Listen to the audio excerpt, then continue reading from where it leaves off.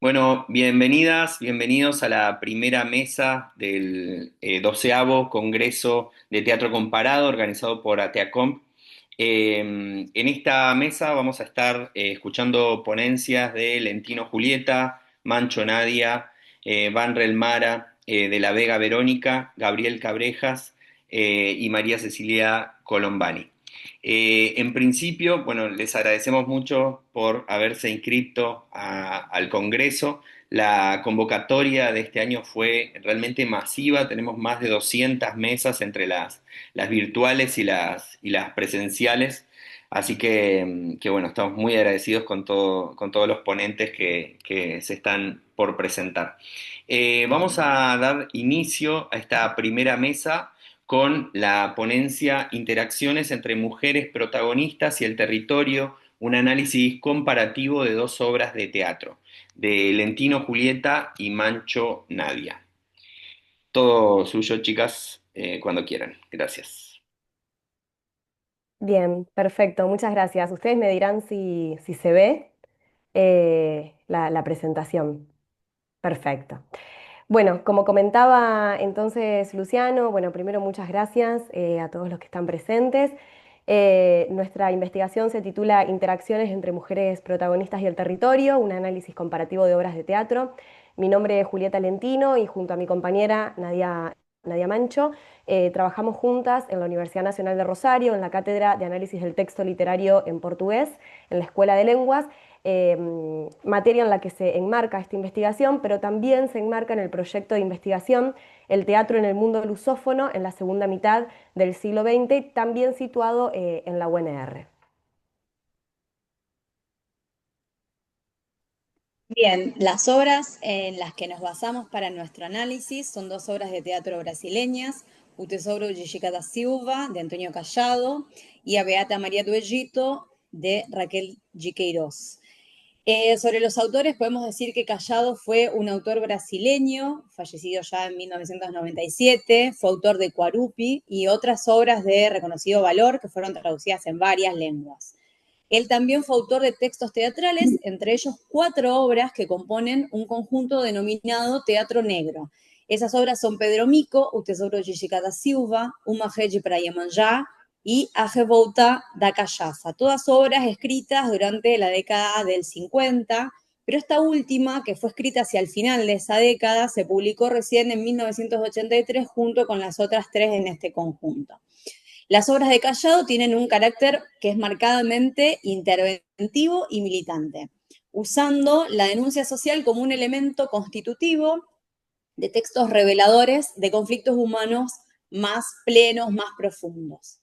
Por su parte, Raquel de Queiroz fue una escritora y periodista brasileña, considerada una de las mayores autoras en lengua portuguesa del siglo XX, y a lo largo de su carrera ella fue ganadora de premios como el Premio Camões en 1993. Ella también fue la primera mujer que formó parte de la Academia Brasileña de Letras. La obra de Queiroz, por su parte, denuncia la realidad social que se vivía en el Brasil de su época y por esto fue censurada durante los años 60. Entre las obras de teatro que ella publicó se encuentran Lampión y A María Beata do Egito. En nuestro trabajo nos enfocamos en el análisis de las figuras protagónicas femeninas, focalizando específicamente en la construcción de un determinado espacio como categoría literaria que va a devenir en territorio. Esta categoría literaria no es abordada de manera aislada durante el dictado de la materia, sino que se aborda junto con otras categorías de los textos narrativos y dramáticos, pero que no mencionamos y no traemos a este trabajo porque no son funcionales a nuestro análisis. Una breve reseña de qué se tratan las obras de teatro que analizamos. O Tesouro de Chica da Silva recoge la historia de una ex esclava negra de Brasil que va a alcanzar posición social gracias a su relación con João Fernández, un contratador de diamantes portugués.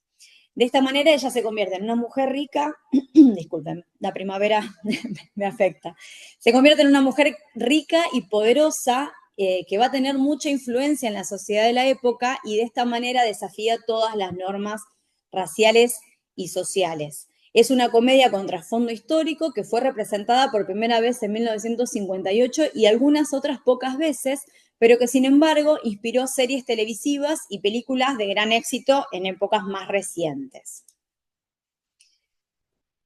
Bien, y en la Beata María do Egipto, la protagonista es una mujer llamada María que vive en una pequeña ciudad del interior, del nordeste brasileño, y que se gana la admiración del pueblo porque estas personas creen que ella es capaz de realizar milagros y tiene dones especiales. A medida que su figura gana fuerza entre los fieles, empieza a generar tensiones y a incomodar a las autoridades políticas y policiales del lugar. Casualmente los personajes que intervienen en los conflictos principales son el coronel, que es la representación de la autoridad política y militar del lugar, y por otra parte el teniente y el cabo, que son quienes ejercen las funciones policiales y detentan esa autoridad en el ámbito del pueblo.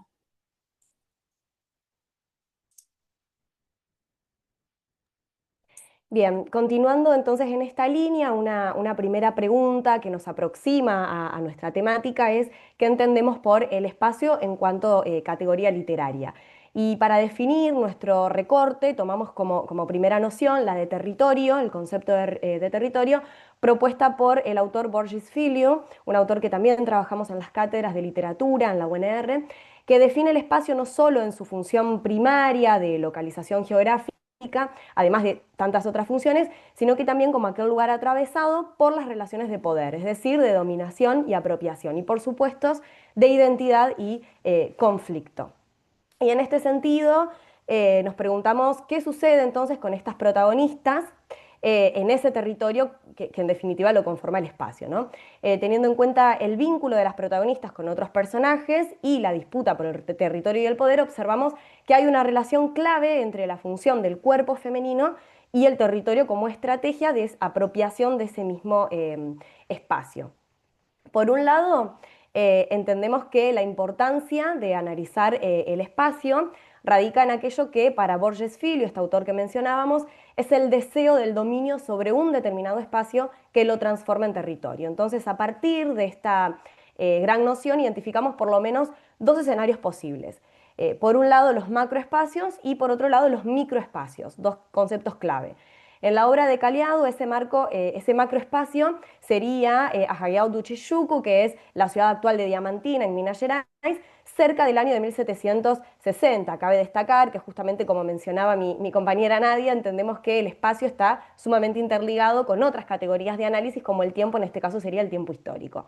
Y como microespacio encontramos el escenario más importante consolidado como territorio, que sería la Chácara de Chica da Silva. Y asimismo esta clasificación se aplicaría a la obra de teatro de Raquel de Queiroz, y entonces identificamos como macroespacio la pequeña ciudad de Juazeiro, también en un contexto muy particular, cerca del año de 1913, localizada al noreste de Brasil, considerada la Nueva Jerusalén, que esto no es por casualidad tampoco, y como microespacio la sala de prisión local, que es donde va a estar temporalmente presa, o sea, privada de su libertad, también un escenario consolidado entonces como territorio en la obra. Bueno, como decíamos, estos espacios configuran el conflicto principal de las obras analizadas, por eso nos centramos tanto en esta categoría de análisis, y se vinculan especialmente con las protagonistas. Chica en su intento por sostener el poder sobre un territorio que ella misma ya conquistó, ¿no? Ella, como comentaba Nadia al principio, es una ex esclava que ya conquistó y dominó completamente el territorio. Y María do Egito en su deseo de acompañar a un gobierno paralelo gestado por el padre Cícero y en esa lucha por la conquista del territorio. Entonces, este análisis, y ya para ir cerrando, nos lleva a pensar en por lo menos tres condiciones concretas. En primera instancia, las protagonistas moldean el espacio a través de la evolución de diferentes conflictos dramáticos, que habitan de manera permanente, como es el caso de Chica da Silva, o circunstancial, como es el caso de María do Egito.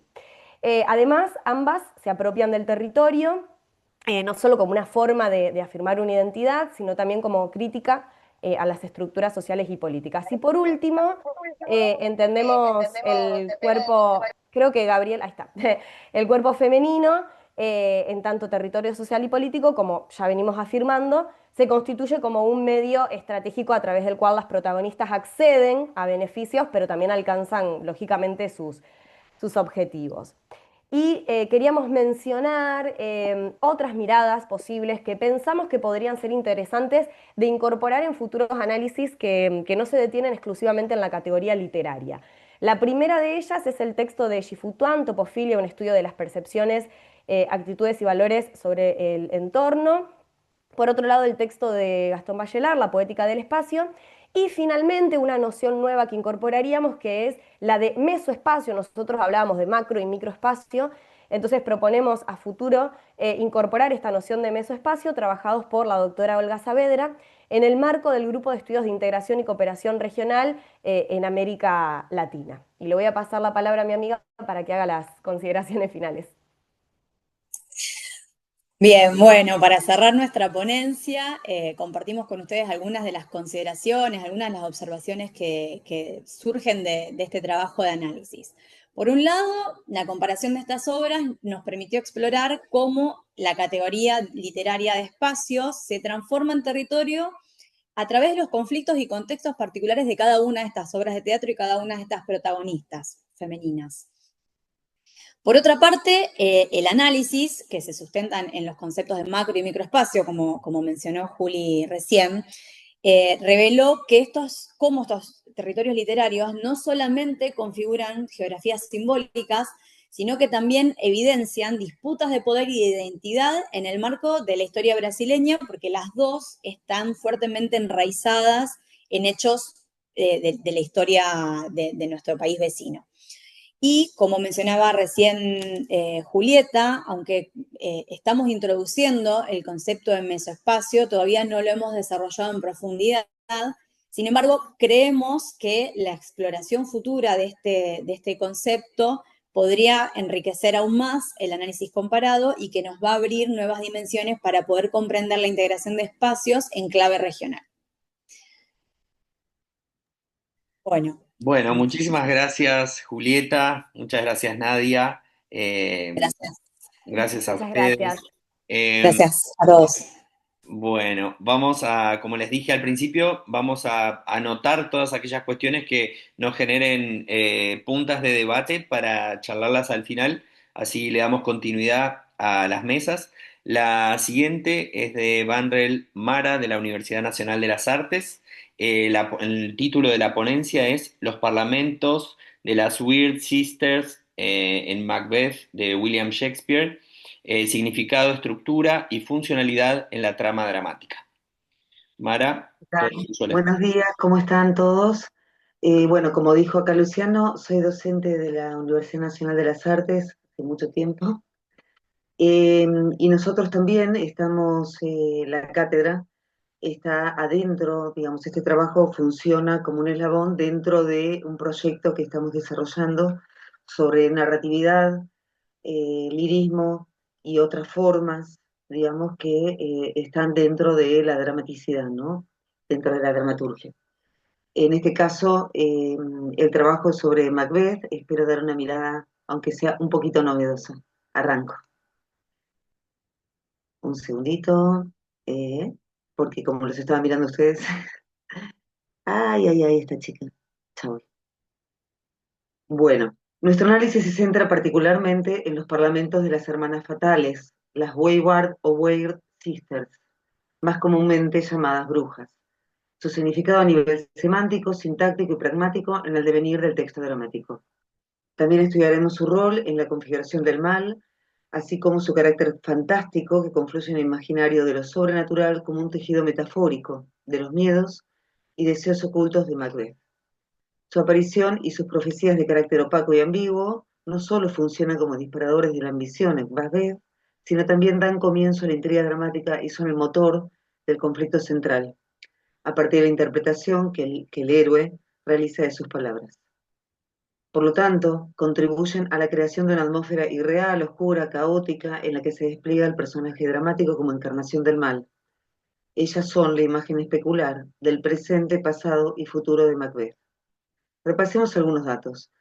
La obra Macbeth aparece por primera vez en el primer folio de 1623, también llamada la edición de los cómicos, de Players Edition, preparada por la compañía de actores de Shakespeare y supervisada por Ben Jonson.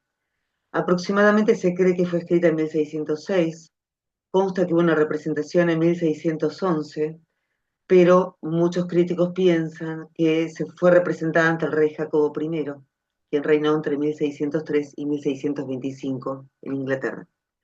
Este rey, que ya voy a nombrar posteriormente, era el rey de Escocia y recibía el nombre de Jacobo VI. Cuando asume el trono, que muere la reina Isabel, se convierte en rey de Inglaterra, Irlanda y Escocia.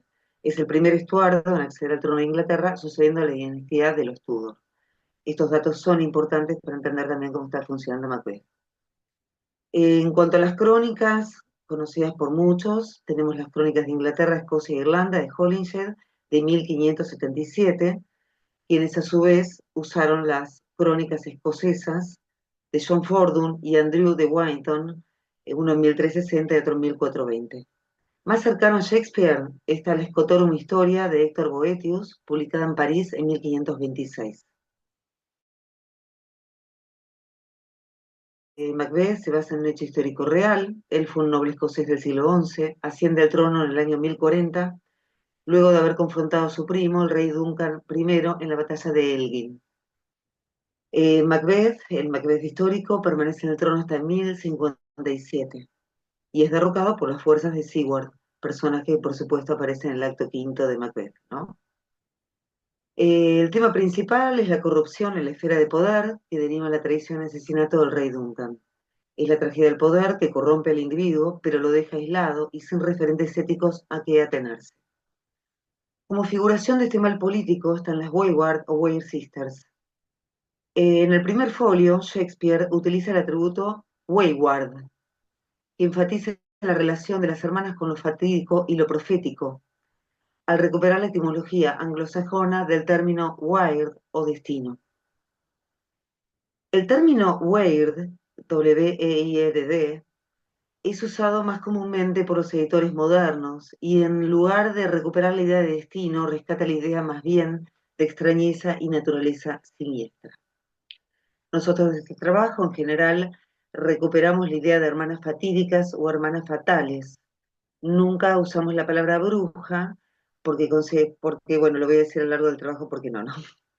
En el caso de las hermanas fatídicas, retomo la etimología ligada al fatum, a la idea del destino, en latín.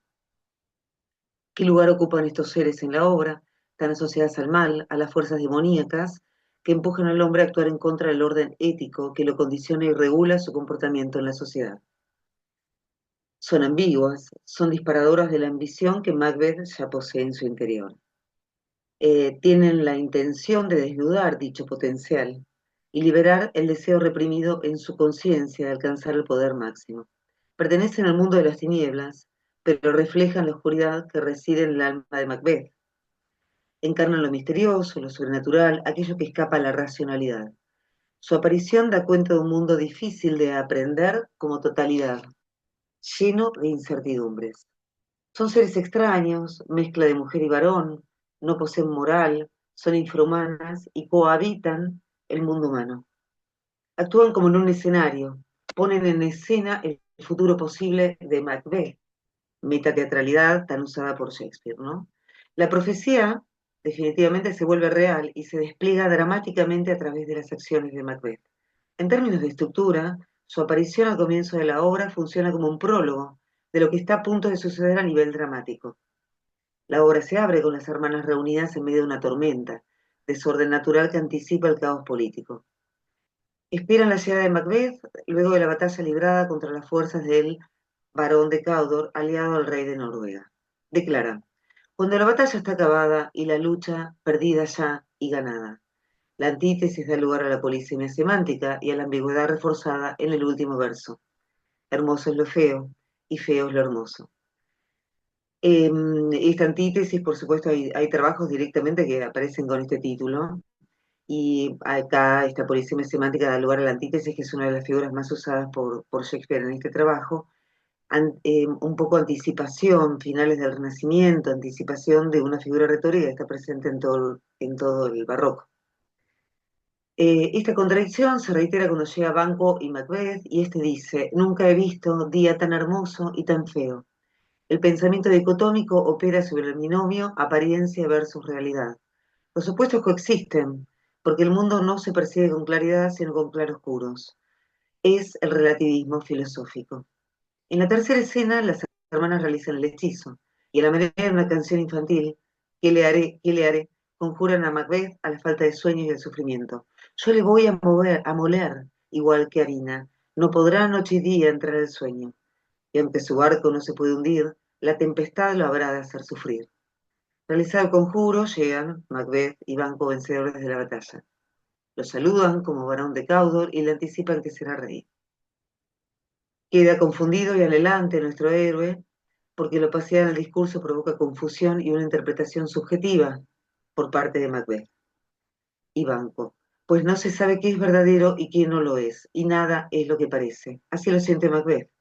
Dos verdades, enuncia, se han dicho como prólogos felices al grandioso drama de tema imperial. Hoy de gracias, caballeros, esta incitación sobrenatural no puede ser mala, no puede ser buena. Aquí aparece un falso silogismo. Si esa profecía que le indicaba que sería varón de Cawdor se hizo realidad, ¿por qué no se cumpliría la posibilidad de ser rey? Surge la duda. Si es buena, ¿por qué cedo a esa tentación cuya horrenda imagen me eriza el pelo y hace que mi sólido corazón me golpee las costillas? Aquí empieza el problema de conciencia de Macbeth. Es el momento en que el héroe debe elegir entre el buen o el mal camino.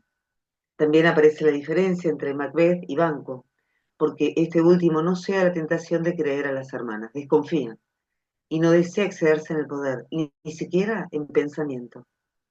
Macbeth es acicateado por el deseo de hacer cumplir la profecía y convertirse en rey. En un juego especular, en un juego de espejos, Banquo se diferencia de Macbeth y ante la seducción de un futuro real, silencia su ilusión.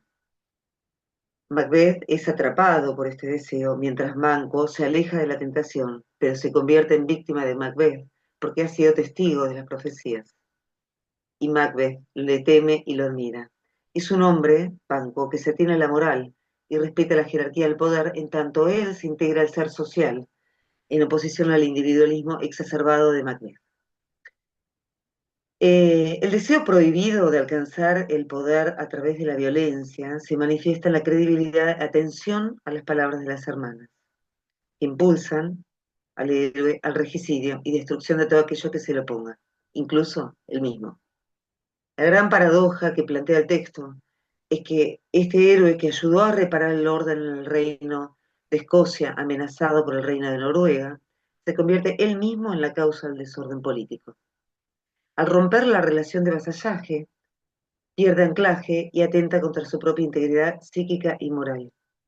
El encuentro con las hermanas da lugar a la primera peripecia, al giro de la acción dramática, con la planificación y ejecución del regicidio. Su fatum, su moira, su despliegue a través de las acciones homicidas determinadas por su carácter. La profecía impulsó su codicia, pero la responsabilidad de la última es del sujeto que eligió convertirla en real. Además de la influencia sobrenatural, en el plano humano, por supuesto, está Lady Macbeth, que es la impulsora y estratega del asesinato.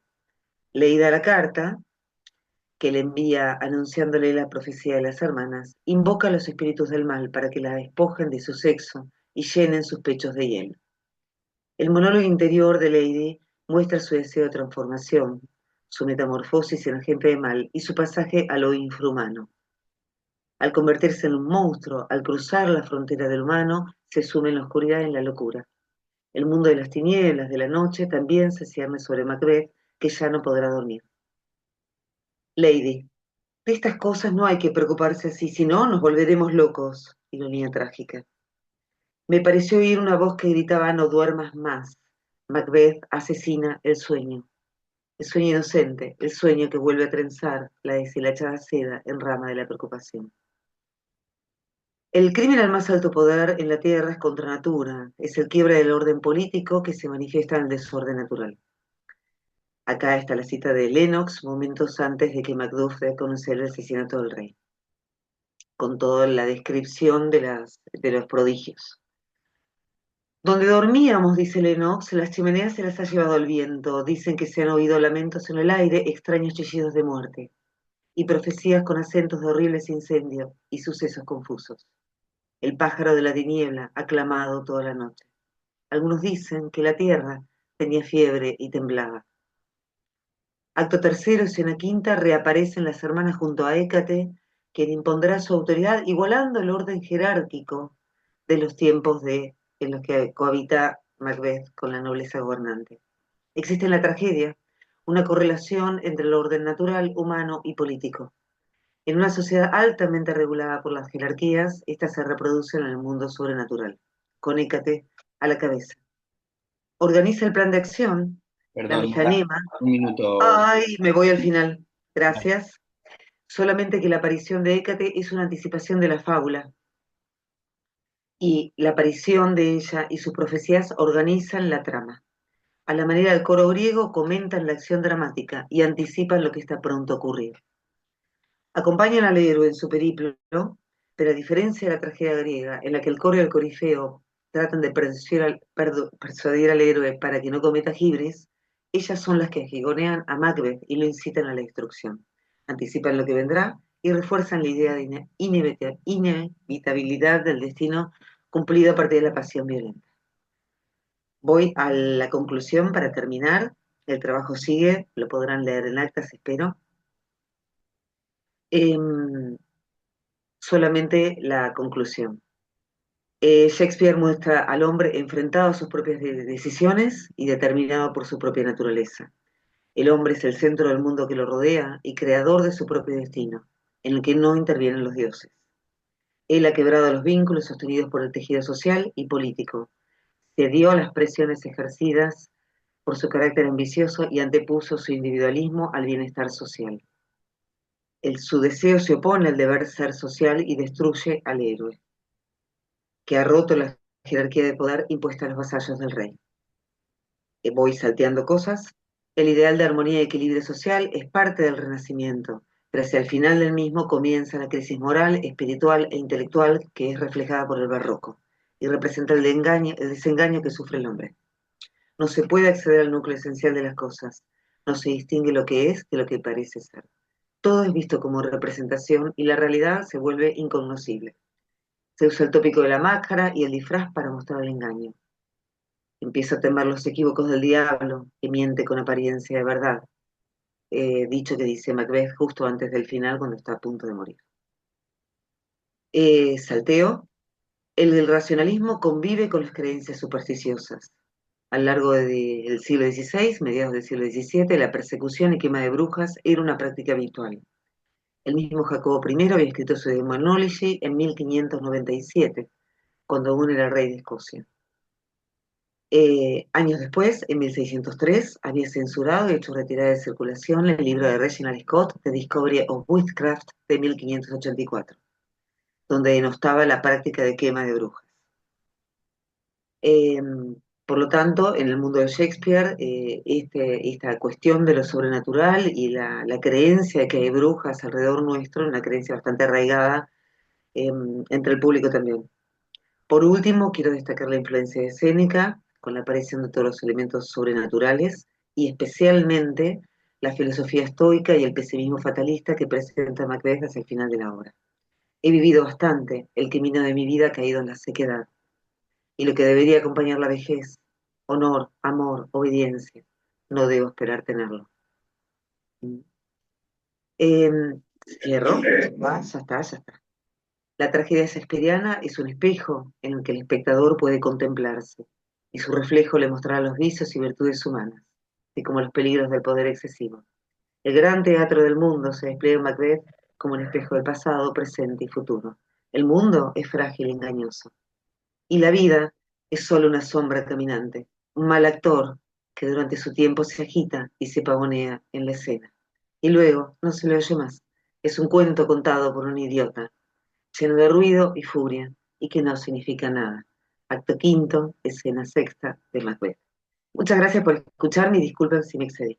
Muchas gracias, Mara, muchas gracias. Espectacular. Vamos al trabajo de Verónica de la Vega de ETM Varieté. El título del trabajo es Representaciones teatrales para y por pero, pereonas, perdón, neurodivergentes, sus familias y público en general. Bueno, hola, buen día. Muchas gracias por esta oportunidad para poder visibilizar este, el teatro para personas con neurodivergencias. Bueno, como ya dijiste, soy Verónica de la Vega de TM. Voy a contar un poquito para que sepan de dónde vengo y por qué me atraviesa este tema. Yo soy catamarqueña, vine muy chiquita a Buenos Aires porque entré al Teatro Colón. Luego de ahí, fui al Conservatorio Nacional de Arte Dramático mientras estudiaba con Gandolfo. Después entré con a la Fundación Julio Boca, a través de Julio, como coordinadora docente de la sede San Isidro, y ahí empecé a recibir personas con neurodivergencias. Mientras estudié profesorado preescolar, me gusta estudiar, pero no porque sea nerd, sino curiosa, y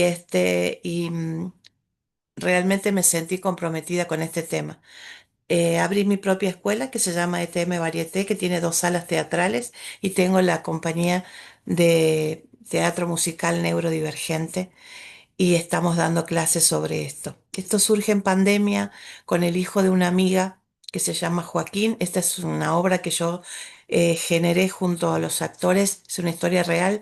En pandemia, imagínense un chico con trastorno de espectro autista. Van cambiando los nombres a medida que van pasando las semanas, según la Organización Mundial de la Salud. Hay un 1,5 de personas neurodivergentes diagnosticadas en el mundo, y sin contar las que no están diagnosticadas.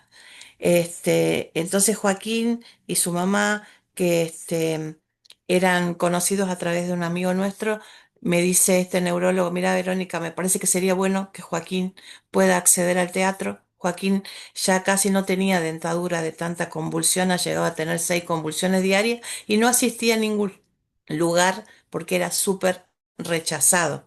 Pero no, yo siempre pienso que no es por maldad, sino es por ignorancia. Entonces, así surgió la investigación, y yo siempre pienso que el teatro es un espacio mágico donde las historias cobran vida, donde las emociones se desbordan y donde la imaginación no tiene límites. Pero ¿qué pasa cuando ese espacio mágico se vuelve inaccesible para algunas personas? ¿Qué pasa cuando las personas neurodivergentes y sus familias se sienten excluidas de ese ámbito teatral? La neurodivergencia abarca una amplia gama de condiciones, como el autismo, el trastorno de déficit de atención con o sin hiperactividad, etc. Y cada una de estas personas es única y tiene un diagnóstico único, o sea, no se puede trabajar en general, pero comparten una cosa en común: enfrentan barreras a la hora de acceder al teatro. Entonces me puse como objetivo entender la diferencia de inclusión e integración, porque en la inclusión te invito, pero adaptate a lo que hay. Te invito, tapate los oídos, ponete un auricular. Te invito a soportar las luces estroboscópicas. Eh, em, y decidí armar esta obra investigando junto a Joaquín y su mamá, y con un actor que realmente no sabía de quién yo estaba hablando. O sea, yo tenía al actor principal, que es Joaquín, pero no quería emular a una persona con trastorno de espectro autista porque me parecía irrespetuoso, porque no son todos iguales. Entonces fui a los síntomas, fui a las características, y así trabajamos un año y medio con este actor que se llama Facundo Romani y una actriz que se llama Nayara Almada Schemper, que estaban haciendo la tesis de teatro musical. O sea, que esperaban qué sé yo, el show business. Fuimos por ese lugar. Em, Justamente uno de los alumnos de la escuela, neurodivergente, que tiene 6 años, ahora tiene 9, rompió una silla. Las sillas que no tienen arreglo, esas las patitas esas que son de plástico. Y por alguna razón yo no la pude tirar. Yo tiro todo lo que está roto, no me gustan, los teatristas somos así, y no la pude tirar. Pero la cuestión es que cuando esa patita se ponía, junto a la otra silla se veían iguales. Y ahí surge esta transversalidad de ver cómo parece que de afuera somos todos iguales y cualquiera de nosotros puede ser neurodivergente. No hay una característica física, no es como ver un niño down, no es como ver un niño con una discapacidad física. Son chicos que cuando los vemos eh, no nos damos cuenta y hacemos el juicio. Qué mal educado. ¿Por qué está acá? Yo pagué una entrada carísima y están los gritos. ¿Por qué se mueve? Entonces, a partir de esa premisa, se inició la obra Mi silla y yo, que habla de dos sillas que se ven iguales y el actor y la actriz durante todo ese proceso muestran lo que le pasa a Joaquín.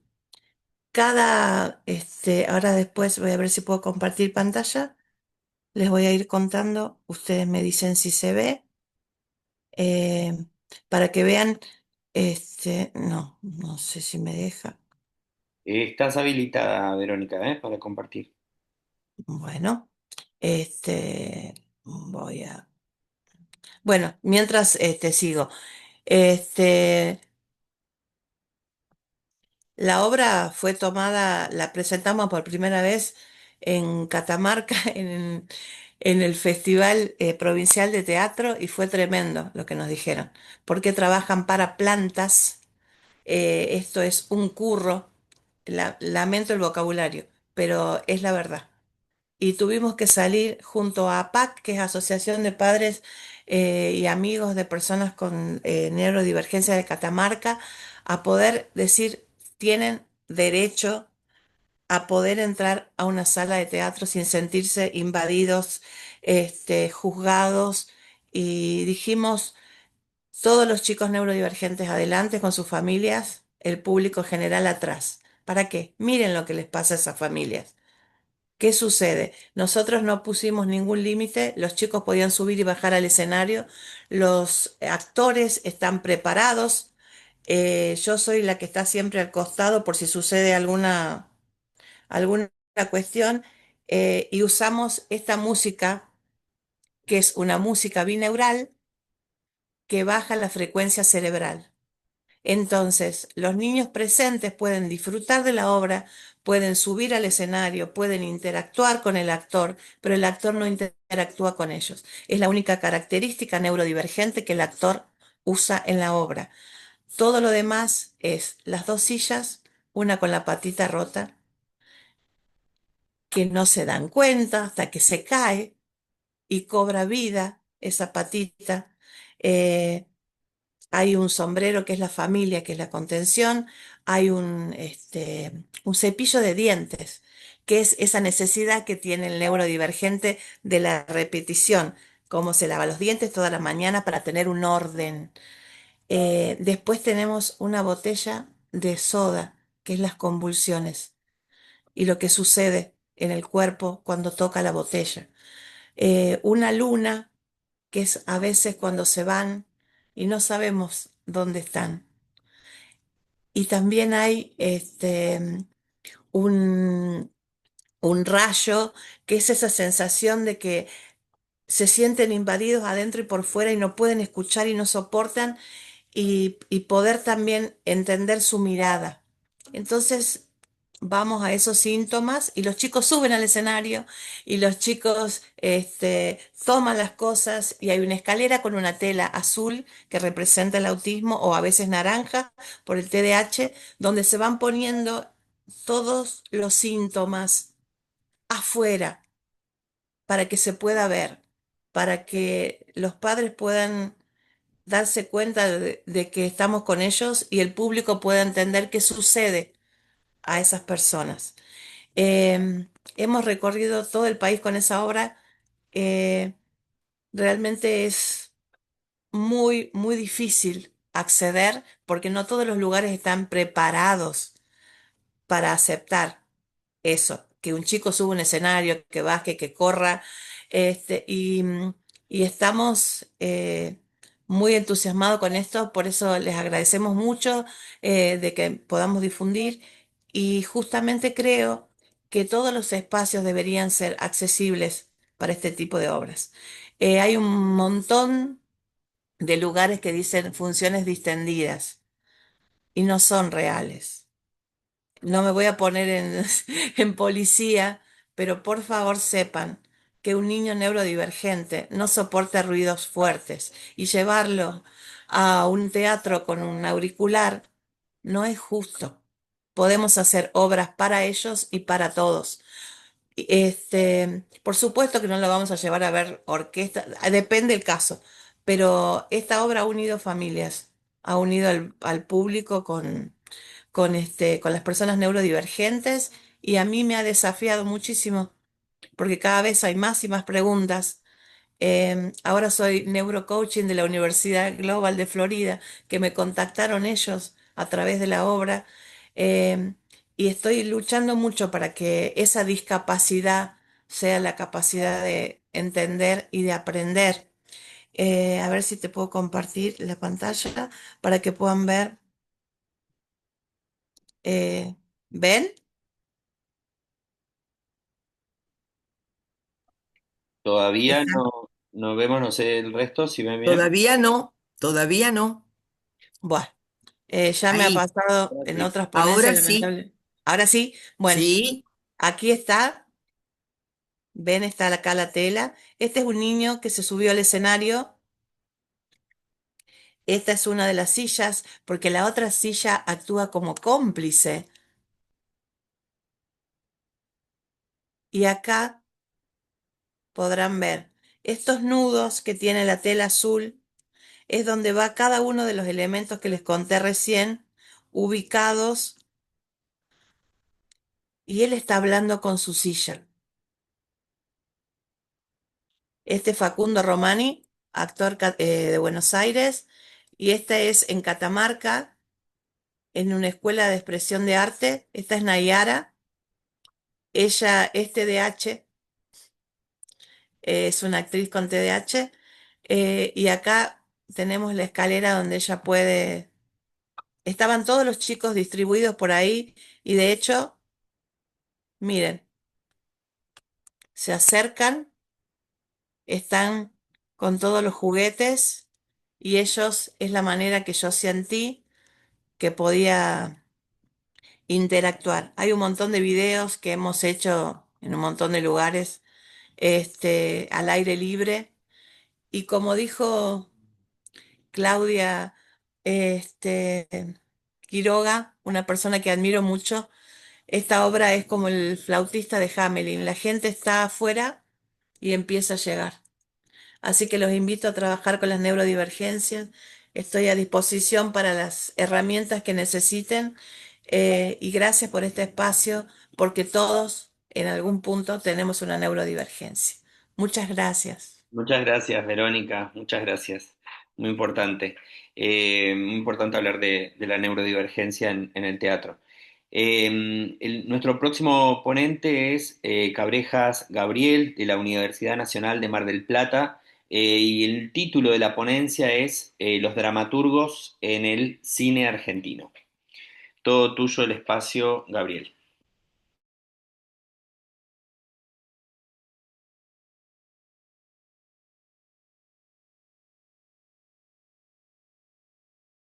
No te escuchamos todavía, Gabriel, si podés. Ahora, ahora puede ser. Ahora sí, A ver, me tendrían que estar escuchando, pero ahí te un escuchamos. momento, Y te- reactivar audio. ¿Me Ahí escuchan ahora? vamos. Sí, sí, ¿Me sí. escuchan ahora? Do you hear me? Te voy a Do you silenciar hear de uno me? ¿No me escuchan? de los dos ¿No me escuchan? Ah, no los dispositivos. escucho a ustedes tampoco. Ah, no los escucho a ustedes tampoco. Podés conectarte ¿Qué de uno pasa? ¿Qué pasa? A ver, la tecnología. A ver, bueno, ¿cómo no? cuando quieras. Bueno, quedémonos todos quietos, por las dudas, ¿eh?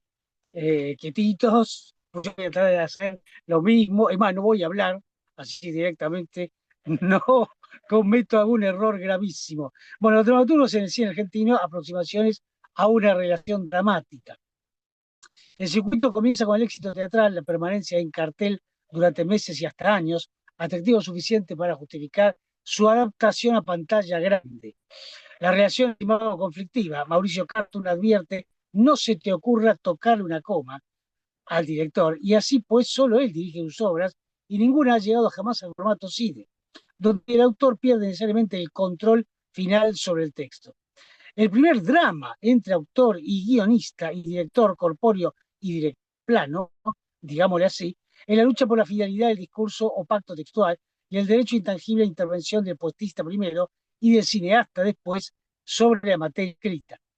El segundo problema planteado por el feedback escenario set no es la libertad de creación y adaptación de cada cual, sino las exigencias propias del cambio de formato. La extensión, por ejemplo, la cantidad de personajes, el desarrollo de la psicología, la imposición de un final o la práctica impuesta de la censura, distingue el cine teatral al número potencialmente mayor y sin distinción de edades del receptor cinematográfico. Finalmente se impone un tercer problema, procedente del show business o el system, el estrellato y sus derivaciones de producción y éxito previsto. Puede escribirse para un actor o actriz, o introducir cambios decisivos en el personaje o la acción en función de su lucimiento o lo que se espera de él. El escritor debe saber cómo su sagrada y laboriosa escritura se habrá de reformular y su dignidad de artista quedará supeditada a los dichos de un sistema donde en última instancia deciden el productor y la estrella principal. Por mucha autonomía que tenga el libreto madre, no deja de ser un cañamazo inspiracional, precario y modificable en orden a una transformación constante y con objetivos bien diferentes a su origen narrativo. La ponencia analiza fenómenos como el pasaje fílmico, la intervención de los dramaturgos en el libreto filmado, la crítica social en el cine a través de la mirada del autor dramático mutando al discurso del director de películas a través del cine nacional de diversas épocas. Primero, el prestigio escrito, menos complejo de referirse a los largometrajes basados en clásicos, es reconocer los elididos y muy visitados en otras cinematografías. A la tragedia griega, la comedia latina, los libretistas no se atrevieron, quizá por el sacro horror al ridículo, a pesar de tener grandes intérpretes teatrales perfectamente capaces de pergeñar un estilo Shakespeare o Molière en cine. La traslación a celuloide tiene el efecto mágico de alcanzar otro público, el masivo, y además de difundir lo que parece restringido de origen a la localidad onerosa o poco accesible, habilita al campo social el acercamiento a la realidad representada, vista de un ángulo intimista que el teatro solo posibilita a través de la exposición verbal. Primera versión de primera película del joven Leopoldo Torres Ríos, El conventillo de la paloma, pertenece al melting pot inmigracional en su variante pura fiesta, como suele llamarlo Pelletieri, maqueta estereotípica acentuada y exagerada del habla y carácter del espectro gringo con efecto cómico. La primera generación de hijos criollos se ríe de sus padres por interpósito imitador. Manrupe Portela destacan como notables, sobre todo por sus prólogos sin diálogos, donde narra precisamente el estado de ánimo de la protagonista y el amanecer de la ciudad. El resto cae en el estatismo de la obra original y hoy solo puede verse como testimonio de un importante éxito teatral. Y citan acá el crítico del Mundo en ocasión del estreno: 10 minutos de buen cine y el resto teatro fotografiado, que es el principal problema de adaptaciones de obra de teatro al cine.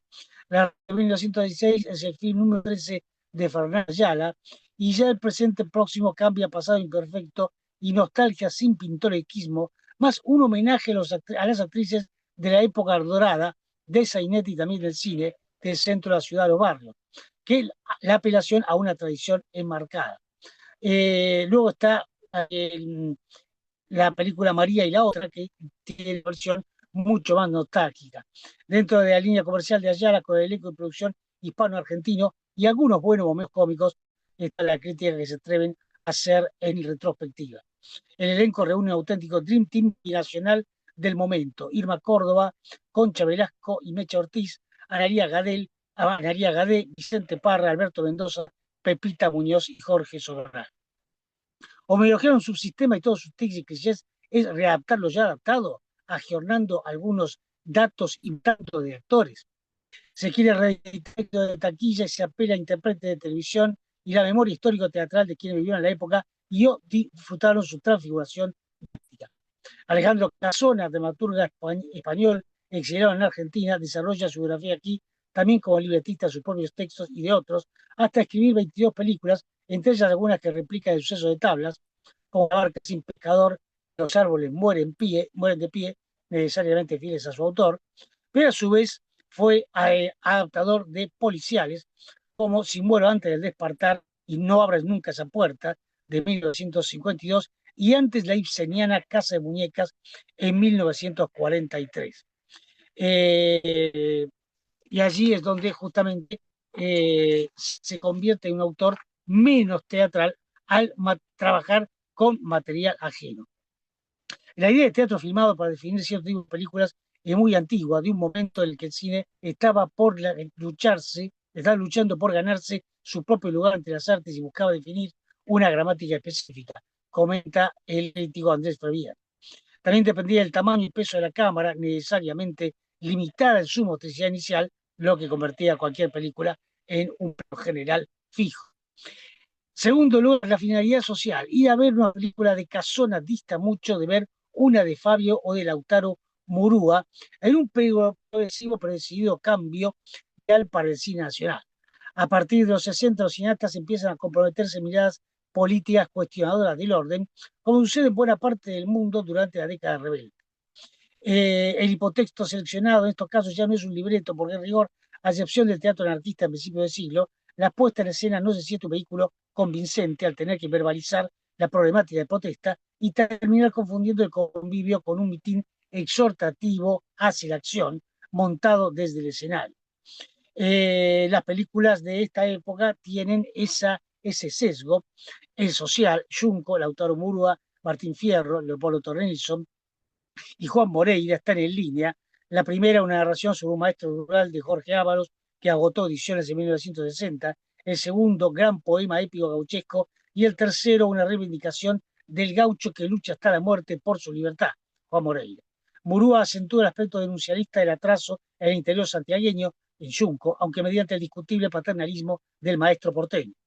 Torrenzo y Fabio coinciden en destacar la soledad fugitiva del perseguido luchador de las Pampas, más expuesta en Moreira al simbolismo del modelo proscripto a un paso de regreso de Perón a la Argentina.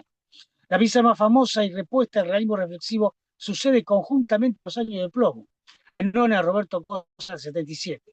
Se inserta en fase que Pellitteri llama canónica o intercambio de procedimientos, dispositivo estructurante de otros subgéneros, el sainete y el grotesco criollos, el absurdo, el expresionismo vodevil, resemantización de artificios que termina significando una premisa social, el neo-grotesco, parodia transmodal, transformación de la temática, personaje o plot dentro del género. Y se pasa se va alrededor de otro principio constructivo, que es la caricatura grotesca. No puede afirmarse sino arbitrariamente que el metapersonaje de Pepe Soriano, travestido de la anciana bulímica historia, sea una metáfora argentina devoradora de hijos de las desapariciones sistemáticas.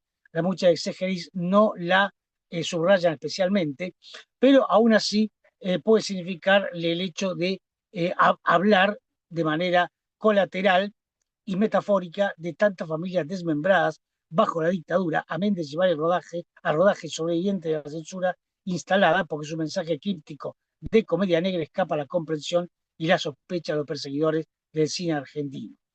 La película tiene una coda particular que le agrega el propio Cosa, sutil, y no incluida el original, cuando la nona, ya sin familia, es adoptada por otra que pasa a participar en definitiva, siendo heredada de un intento de reproducción de una devastación general que está sucediendo en el país. Tal vez una sugerencia de voracidad ilimitada y contagiosa, transportable al mundo de vecinos. Después del proceso, el teatro empieza a tratar el balance trágico de los 7 aciagos años, y uno de los temas será el exilio y el regreso a la patria, el caso de Made in Lanús de Nelly Fernández Ticornia, convertida en película con el título Made in Argentina. Fue irrevocablemente fiel al texto, tratándose de la misma autora. La rigidez del formato teatral solo se rompe al final, cuando los 4 se despiden al aeropuerto. La pareja afincada en Lanús aborda su auto destartalado y sin palabras regresa resignada y a la vez feliz a su barrio entrañable. Tercero, autonomía consensuada. No abundan los filmes basados en textos teatrales que los alternen, reconvengan o traicionen, sobre todo porque los mismos dramaturgos son los encargados de adaptar. La producción a los directores les transfiere la responsabilidad por no polemizar con ellos y en última instancia intervenir después cuando la materia prima debe cambiar de presentación o recalibrarse a un elenco menos maleable a la hora de traducir un personaje a cámara. En cambio, se contabilizan los novelistas adaptadores de sus novelas. Dalmiro Sainz, 70 veces 7, El centrofuego murió al amanecer. La ampliación de ambiente, el suspenso de policial, la persecución, un dinamismo propio del género, el uso del primer plano, de punto de vista emocional, incluso el monólogo narrativo no sin imagen, son despliegues que pasan a exhibición completa la multiplicidad del texto novelesco, mientras el quietismo de la puesta en escena necesariamente cercenaba una operación autor de ducho de dicción interpretativa, pero complicados para la distracción del set. Bastante excepcional la contratación de directores como protagonistas de películas, a pesar de su aquilatado currículum previo de actores, reacios a instalarse detrás de cámara despuntando su vocación de actuar, que reservan a ser dirigidos solo en cine. El caso de Rafael Spregelburg y Ricardo Bartiz. Más raro el caso de una narradora vuelta directora de su propia novela, Imágenes, Lucía Puenzo y XXI. Algunos dramaturgos argentinos que también escribieron guiones para cine incluyen a Dalmiro Sáenz, quien adaptó obras suyas para películas, como 70 veces 7, pero nunca fue autor de teatro. Bartiz, escritor, director, figuró con distintos grados de cartel en Plata Quemada, Sentimientos, Mirta de Inés Estambul, Vivir Mata, El viaje, El astillero, Cabeza de pescado. Su relevancia estética inspiró el rodaje de una película sobre los últimos ensayos de su obra, de mal en peor, en torno al proceso creativo del Spregelburg. Es Perdón, decir, no un film Gabriel, teatral, sino un minutito. un documental filmado acerca de su teatro. Paso a las conclusiones para ir redondeando y no pasarme de tiempo.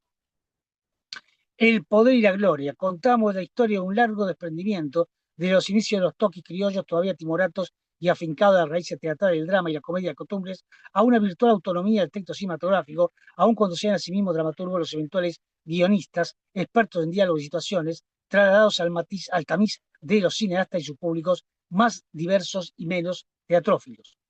La fama previa de Sainete naturalmente magnetizó a las primeras masas de público para cine, que cambió una platea por otra en los comienzos hasta ir evolucionando y abandonar parcialmente o totalmente el teatro para evitar las matinés y tarde de barrio de clase media, lejos de la ceremonia nocturna de popular sofisticada de las salas de la calle Corrientes.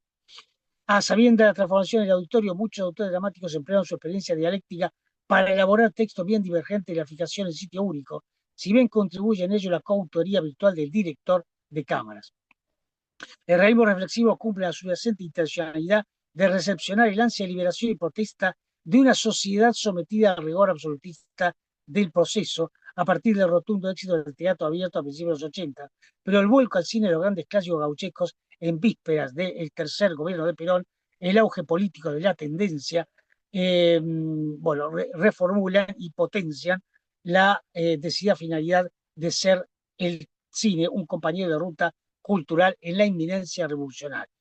El acento puesto en la tecnología social desborda la etapa y la puesta escénica reaparece después de la dictadura, ya muertos, asesinados esos sueños y quienes los prodigaron para recoger los restos de la clase media malherida y su penaria de frustración, decadencia, etc. Claro que al comienzo de esta hay tiempo para satirizar a esa misma mesoclásica barrial con Esperando la carroza, obra escrita por Jacobo Lack de 1962, se convirtió en un film popular y de culto a la vez 30 años pasados de su estreno y dirigido por un director de televisión, Alejandro Doria, en 1985. Último párrafo, la conquista de una enunciación distintiva separada de las fuentes teatrales existe desde que el cine es cine, y allí los autores dramáticos, los productores les plantean escribir directamente para la cámara. Tanto como actores de teatro alternan la actuación en el espacio encontrándose la necesidad de material cualquier trabajador del arte como de la calle. La política de financiación del Inca, merced a la alícuota incluida en el ticket de espectador, hoy en trance de ajuste y prácticamente de destrucción, pudo en el pasado reciente ocupar a todos nuestros artistas, filmmakers e intérpretes, y tal cual hemos visto redimensionar sus habilidades y ganar premios en el mundo entero. Bueno, ese es el texto. Bueno, Gabriel, muchísimas gracias. Muchas gracias por tu aporte. Vamos a nuestra última ponencia de hoy, a cargo de María Cecilia Colombani, de la Universidad de Morón, Universidad Nacional de Mar del Plata, Centro de Estudios Clásicos y Humanísticos, Universidad de Coimbra, ADEC, AFA, AFRA. El título de la ponencia es El teatro griego como experiencia del entre, el caso de vacantes. Todo tuyo el espacio, María Cecilia.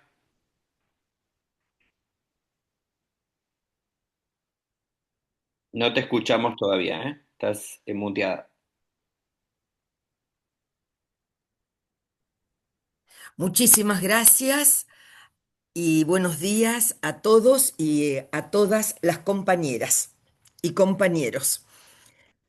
El proyecto de la presente comunicación consiste en rastrear las marcas de una relación particular, la que se establece entre Dioniso y las Ménades, sus fieles seguidoras, y que el teatro como experiencia despliega en el gesto trágico. Abordaremos algunos pasajes de Bacantes para relevar la particular experiencia que Eurípides despliega en el marco de la dimensión orgiástica como momento del entre que el dios y sus fieles seguidoras entablan. Queremos entonces focalizar nuestra atención en el vínculo que se establece desde esa relación excepcional entre ambos, intersectando el registro humano y el divino. Se trata de captar el entre que se construye, ya que, acompañando a Martin Buber, creemos que el hombre solo puede ser captado en relación.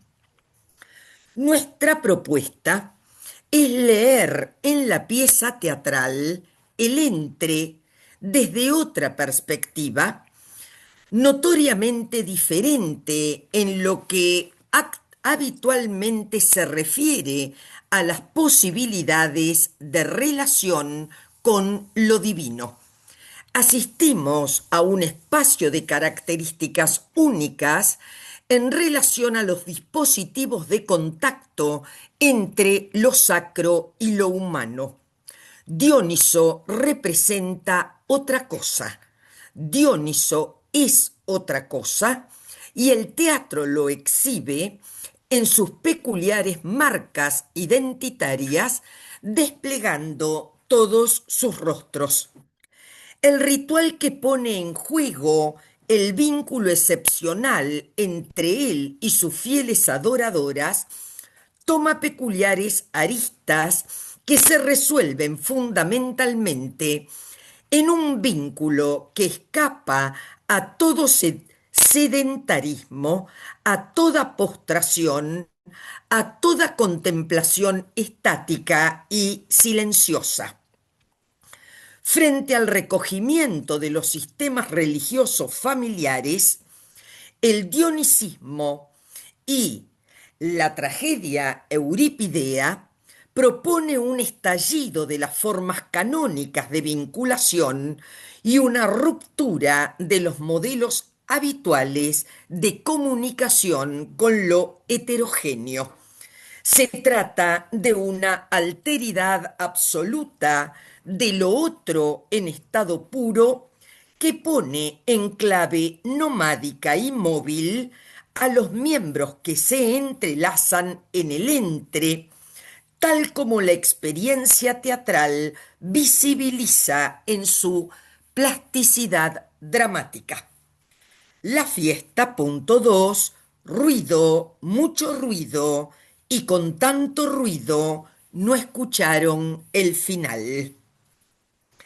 El encuentro entre Dioniso y sus seguidoras se produce en el marco de la orgía como la condición de posibilidad del acercamiento de esos dos topoi que de por sí constituyen dos razas o mundos, el humano y el divino, ontológicamente impermeables.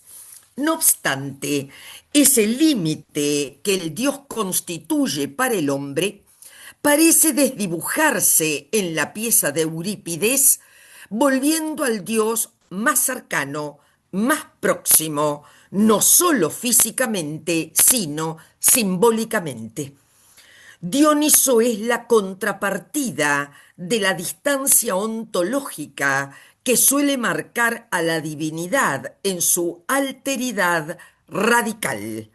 Es un Dios más palpable y por ende el plexo de conductas y sentimientos que con él se entablan y de los cuales la pieza da testimonio son de un registro inédito frente a las ulteriores huellas de contacto con lo divino.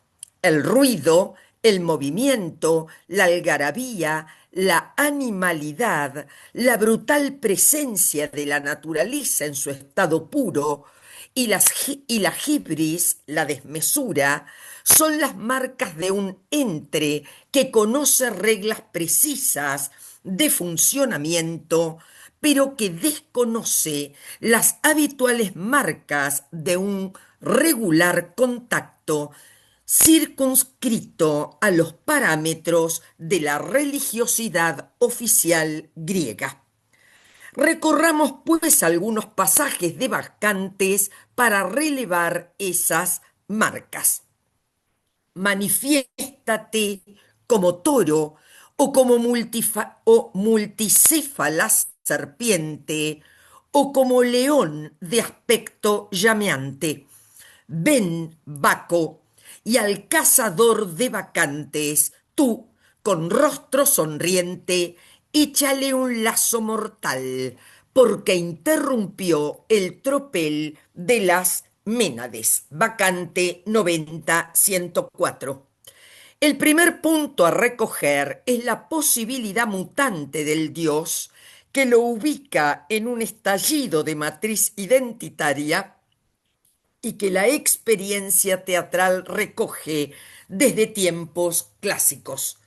Frente a la identidad conservada como símbolo de la mesura ontológica, Dioniso es capaz de transformarse en animal y desde esa figura cumplir un acto de reparación capital, defender a sus seguidoras de la intromisión indebida de aquellos no iniciados.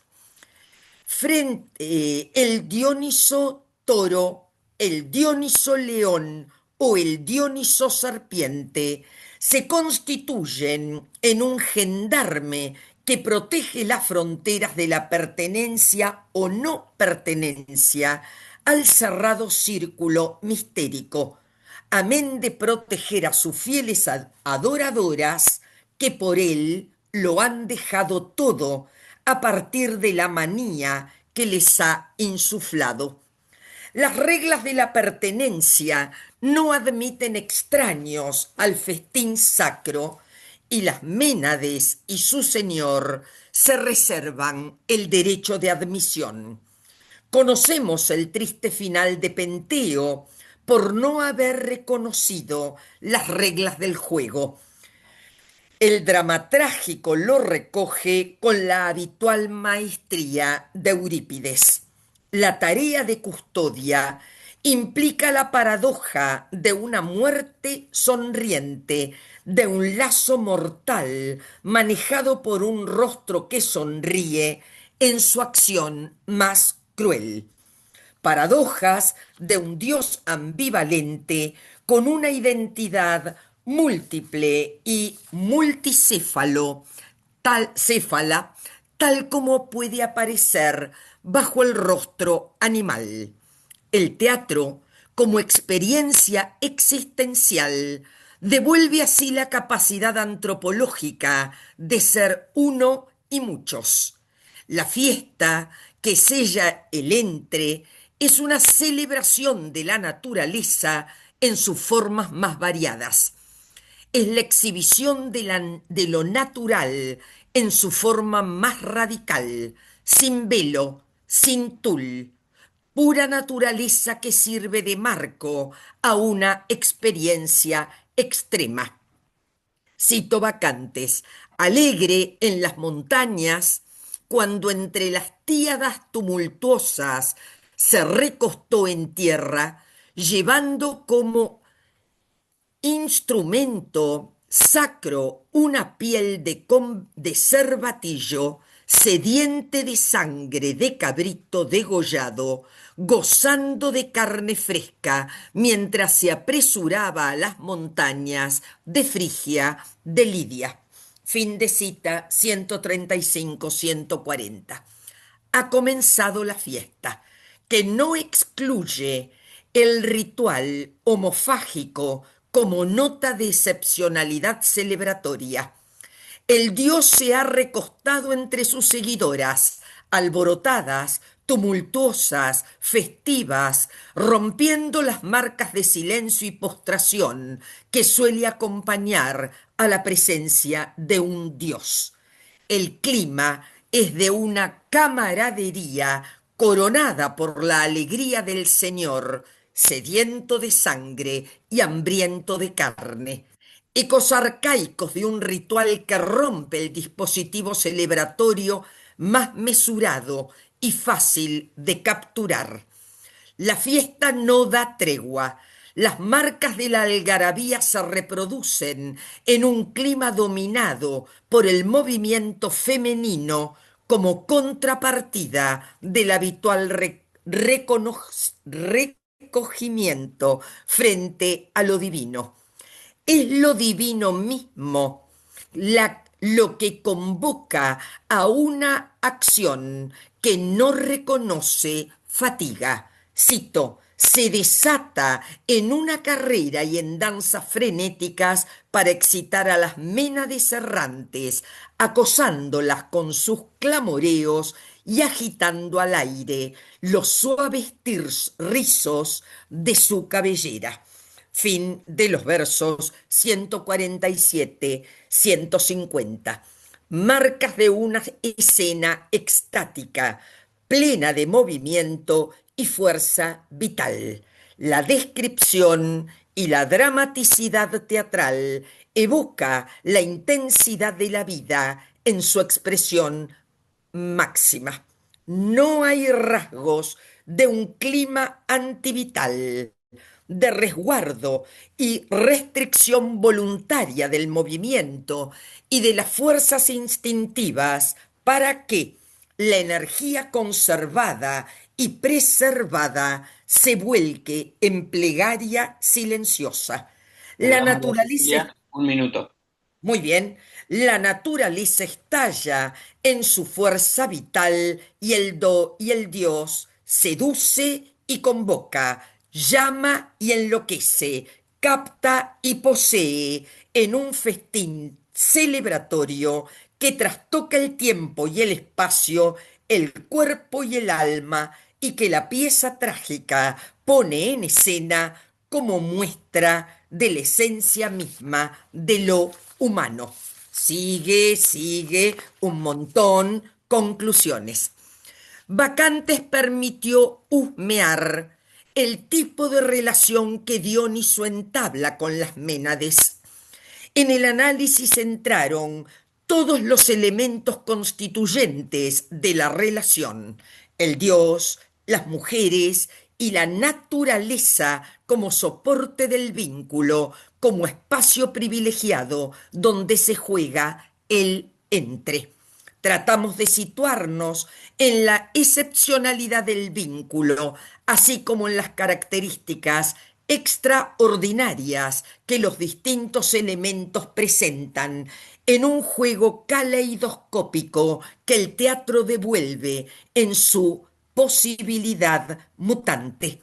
Nuestro interés fue demostrar cómo dista esta experiencia teatral de contacto con lo sacro con otras experiencias que no presentan los peculiares rasgos que hemos revelado. La clave de la diferencia radica, a nuestro entender, en la perspectiva del movimiento que atraviesa tanto al Dios como a las vacantes y a la propia naturaleza en sus mutaciones constantes como símbolo mismo de la configuración del drama teatral. Muchas gracias. Muchas gracias, María Cecilia, muy, muy interesante. Muchas gracias a todas, muchas gracias a todos por sus ponencias. Como verán, fueron muy diversas y muy interesante también en la diversidad de todo bueno, lo que incluimos hoy, lo que apareció hoy.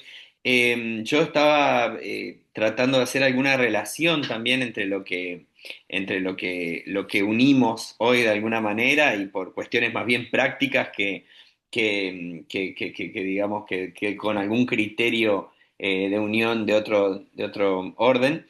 Y pensaba un poco, no sé si alguien tiene una pregunta, alguien quiere preguntar algo sobre alguna otra de las ponencias, pero pensaba un poco esto del entre que decía María Cecilia recién y cómo traspolarlo también.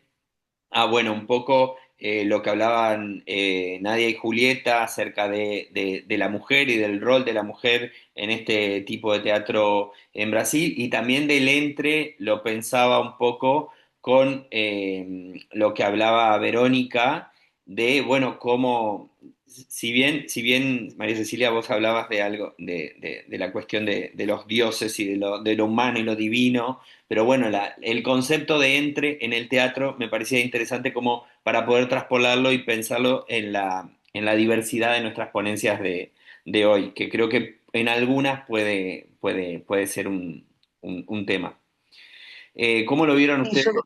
Sí. perdón, Luciano, yo estaba pensando también, mientras escuchaba las ponencias, en la diversidad que hubo presente. Pensaba cómo habían sido organizadas las mesas y solamente fue una cuestión aleatoria, digamos que, o que hay como una intencionalidad de mostrar trabajos muy distintos. De todas formas, siempre que estamos hablando de teatro, estamos hablando como no de un arte muy transgresor y que va a mostrar los pliegues que una sociedad trata de ocultar, ¿no? En el trabajo, en todos los trabajos se observó esto.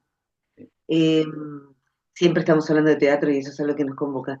Pero estaba pensando también, justamente cuando yo me puse a pensar qué aspecto de Macbeth, porque yo quería trabajar Macbeth, de Shakespeare es un texto que trabajamos mucho en la cátedra, todos los textos de él, pensaba qué aspecto trabajar y justamente no quise trabajar a Lady. Mm. De hecho, mi trabajo la nombro, por supuesto, como una fuerza que impulsa al héroe, pero no quise abocarme a ella porque aparece esta cuestión que también planteó Cecilia de lo masculino, lo femenino.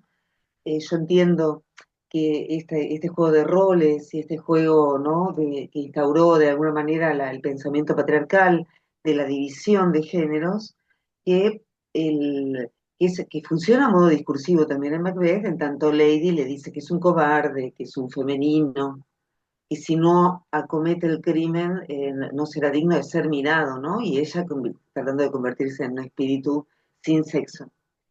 Eh, Pensaba en esto, cómo no caer en nuestros análisis o en nuestras interpretaciones, no caer nosotros también en las trampas teóricas ligadas a esa perspectiva de género a veces muy sesgada, Ujú. ¿no? A eso voy. Por eso no quise meterme con Lady, porque dije, voy a entrar al terreno del feminismo, y a veces el feminismo lo que trae consigo es que hay miradas muy sesgadas, muy como cerradas en torno al análisis de la realidad, ¿no? Entiendo además, por eso digo, que así como uno podría pensar que Lady se masculiniza, para mí no, para mí Lady se pasa a lo infrahumano, pasa a ser un monstruo, por supuesto ligado a las figuras monstruosas femeninas, y Macbeth lidia con esta mujer que lo tiraniza y lo humilla y le dice ya, no hay orgullo posible si no matas al rey. Eh, es un acicate más, no Sí. es el único. Bueno, nada más que eso, digamos, también pensar en Dioniso, que a mí me encanta el texto de las vacantes de Eurípides, pensar en Dioniso justamente como esa mezcla genérica, ¿no? ¿Quién es Dioniso? ¿Hombre, mujer? No, es la fusión, ¿no? Nosotros dividimos en hombre y mujer, pero Dionisio es único, es el que se metamorfosea permanentemente. Y las mujeres son las que pueden atentar contra ese orden patriarcal tan fuerte. Bueno, nada, cosas para pensar, pero todas cosas comunes, pensando en la divergencia también de Vero, que me interesó mucho todo lo que planteó, ¿no?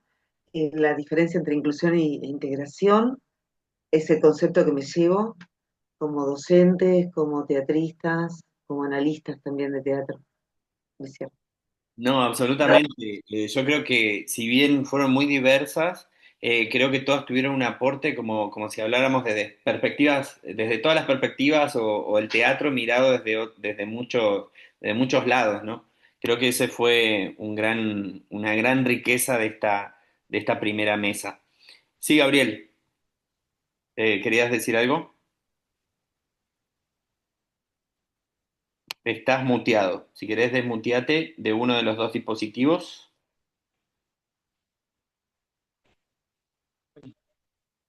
Ahí está. Ahí, ahí está, ahora me escuchan. A ver, se escucha medio cortado. A ver, Ahora ¿Me están escuchando? No, no me están escuchando. Bueno, a sí, ver, y ahora ¿ahora? sí. Ahora sí. No, no No, no va a escucho ser nada. posible. A ver, Esto se bueno, a ver, detuvo. ¿ahora? No, no va a ser Te posible. escuchamos, No, no, no, te no muteo escucho. de Esto uno. se detuvo. A ver, ahora. Sí, ahí, ¿Ahora sí me escuchan? ahora te escuchamos fluido, sí. No, yo no se escucho a usted. A ver, ¿ahora sí me escuchás? ¿Me escuchan Sí, ahora? sí, Ay, sí, no te puedo creer. Bueno, me voy a apurar. No, decía el tema de. ¿Ahí me están escuchando? Porque se me fue sí, la imagen. Bueno, no importa. No, me acordé de Chica da Silva, la película, ¿no? La película brasileña que, además de ser una reivindicación de la negritud y verse como la gran película que fue, significó el éxito universal y la aparición de Brasil como potencia cinematográfica. ¿Sí? O sea, ya tenía cine hacía mucho tiempo Brasil, y es a través de Chica da Silva que se hace famoso el cine brasileño, ¿no? O sea, hay una nota al pie que hago simplemente. Eh, Después está el trabajo el trabajo, obviamente amo a Shakespeare como cualquier profesor de letras, pero además tiene es decir, la idea de la antítesis como estructurante, eh, y sobre todo hacer pivotear justamente en la actividad de Macbeth. eh, en todas las obras de Shakespeare siempre hay alguien que impulsa al mal y a la ejecución, ¿sí? Al protagonista. En Otelo no hay ninguna mujer, es Yago. ¿Sí? En Hamlet es el mismo. ¿Sí? No, ni siquiera la madre, que puede ser una excusa. ¿Sí? Y obviamente que son un tándem, un dúo en Macbeth, pero evidentemente lo que hace el estudio de la antítesis es complejizar la psicología de Macbeth, que no es simplemente un tipo que, como era malo, se convirtió en loco, o porque estaba loco, se convirtió en malo, ¿no? Es mucho más complejo que eso, ¿no? Me parece. Eh, y me pareció un trabajo fascinante y conmovedor, ¿no? Eh, bueno, y el trabajo de Verónica, además de solidario y también emocionante, muestra la capacidad terapéutica que tiene el teatro, no solo para neurodivergentes que se atreven a subir al escenario, sino para el público, ¿no? Que accede a un tipo de actuación, ¿sí? Que es diferente, que tiene otro tipo de prácticas escénicas y que amplía a su vez la posibilidad que tiene el teatro en varios sentidos, ¿no? Es decir, ratifica lo artístico y también, bueno, amplía el campo de la psicología, y es un trabajo científico, ¿no? Realmente el que hacen es un trabajo científico. Bueno, podría seguir hablando, pero lo Y voy a dejar. Lo voy a la dejar. verdad que Bueno, podemos, a María Cecilia la conozco de compartir mesa de exámenes y no quiero elogiarla porque voy a ser obsecuente. Lo que sí tiene un extraordinario libro de Síodo, extraordinario, monumental, y que hasta es un hito histórico, y que no me ha regalado. Quería decir eso, ¿no? bueno, muchas gracias, Gabriel. No tenemos ya mucho tiempo Sí, para... perdón, Luciano, yo igual quisiera hacer una breve intervención, si puedo. Dale, dale, dale, Un dale. breve comentario que estábamos charlando anteriormente con mi compañera Nadia. Yo Y es que, también bueno, después. sí, nosotras hacemos, como comenté al principio, somos parte de un proyecto de investigación cuyo recorte es el teatro en el mundo lusófono en la segunda mitad del siglo XX y es por eso la selección de nuestras obras, porque, bueno, están situadas en ese proyecto. Nuestro análisis puntualmente no es en clave feminista, sí tenemos protagonistas mujeres que tienen un peso muy importante, sobre todo en la conquista del territorio, por eso al principio mencionábamos que nuestra categoría fundamental de análisis es el espacio, que en las cátedras, bueno, se viene desarrollando mucho en el texto narrativo, pero no se aplicaba tanto al texto dramático, que era lo que nos importaba a nosotros, que era pasar del texto narrativo y colocar el foco en el texto dramático. No hacemos un análisis en clave feminista, aunque sí asumimos que, bueno, son protagonistas y son mujeres, eso claramente no lo podemos ocultar, porque aparte el territorio y la conquista es por parte de mujeres, entonces eso sí, pero no es un análisis tanto centrado en esa categoría, sino en el espacio, que es lo que comentábamos. Solo ese Claro, comentario. Y te no, dejo, lo que yo María quería Cecilia, plantear un perdón. poco es ver si podemos analizar, digamos, mi intención era ver si podía sacar un poco de eje la cuestión tan femenina presente en Lady y en las brujas, digamos, que atentan contra esa cuestión patriarcal de los hombres que habitan el mundo de Macbeth. Quería como tratar de ampliar un poco la mirada, no es que no haga lecturas feministas, siempre está la perspectiva de género, ¿no? Es imposible obviarla, y en las vacantes ni hablar, ¿no? Imposible evitar la cuestión de los roles y del patriarcado. Lo que sí intenté es como tratar de no anclarme ahí y solamente ver eso. A eso me refería un poquito. Pero bueno, las mujeres estamos ahí, siempre presentes. Bueno, yo quería Yo, decir algo, si puedo. Estaba Cecilia, perdón, antes, Ok. y después cerrás vos, Verónica. Yo celebro la diversidad temática que vengo de un ámbito que es la filosofía, donde se buscan líneas de continuidad en jornadas y demás. Eh, Asumiendo el espíritu transgresor del teatro, celebro enormemente que esto no haya tenido ese hilo conductor porque respondió precisamente a ese espíritu teatral de lo multifacético. A las primeras compañeras, un humilde aporte. Me encantó el trabajo y creo que un buen referente teórico para pensar el espacio como bisagra de poder y bisagra subjetivante es Michel Foucault. Me parece que su concepción del espacio y la territorialidad podría ser de mucha ayuda. En la línea del mismo Foucault, evoqué para el trabajo de Verónica, fantástico, porque me pareció una forma de reconocimiento del otro, gesto que escasea en los tiempos que corren, esa posibilidad de captar al otro como par antropológico, y volví a Foucault en la evocación de la silla con la pata rota a la etapa de un texto que creo que sería también de mucha utilidad, que es Los Anormales, donde hay series de tenedores, todos idénticos, homogéneos, como el capitalismo nos quiere, sujetos homogéneos, que permiten una docilización. Y hay un tenedor torcido. Me pareció que era la pata rota. El reconocimiento de la pata rota y del tenedor con los dientes torcidos nos lleva a la construcción de lo otro como construcción histórica. Y somos una maquinaria de construir otredades. Por último, a mi amigo Cabrejas, que en la próxima ida a Mar del Plata le llevo el libro. No lo quiero como acreedor. Muchas gracias. Gracias, María Cecilia. Verónica, ¿querés cerrar con un breve comentario?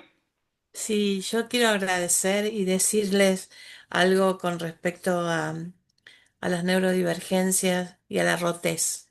Creo que lo que nos atraviesa a todos justamente es que todos en un punto estamos rotos y estamos tratando de construirnos. Y ahí encontré lo transversal de la obra. Así que gracias, me nutrieron un montón. Ojalá puedan ver la obra, me encantaría que la vean, que la sientan y que la atraviesen, porque realmente es un camino de ida y no es mía, es del teatro. Gracias. Y no está mal estar roto.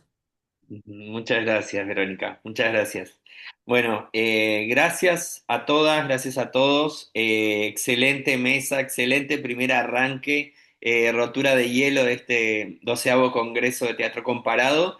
Bueno, eso, agradecerles, invitarles a participar del resto de las ponencias virtuales o presenciales en San Juan. Y bueno, ha sido un placer. Muchísimas gracias a todas y a todos. Muchas gracias y buena jornada. Buena jornada para todos. Te hago una Muchas consulta, gracias a Buena Luciano. jornada. todos. ¿Esto Gracias. se Muchos publica a final de cariños. mes? Sí, esto